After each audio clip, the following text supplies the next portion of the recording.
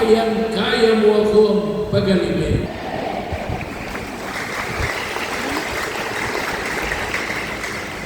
Ngunit tandaan natin ito, mga minamahal kong kapatid. Marami akong pinanggit na sakit kanina. Ngunit ang pinakamatinding sakit ay kapag tayo'y natili sa pagkakasala.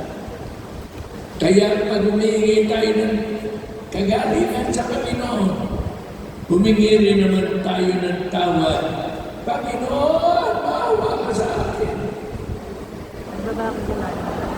Panginoon, maawa ka sa akin. Sabihin niyo, taos puso, Panginoon, Panginoon, maawa ka sa akin. sapagkat ang sakit na nakaugat sa kasalanan ng tao.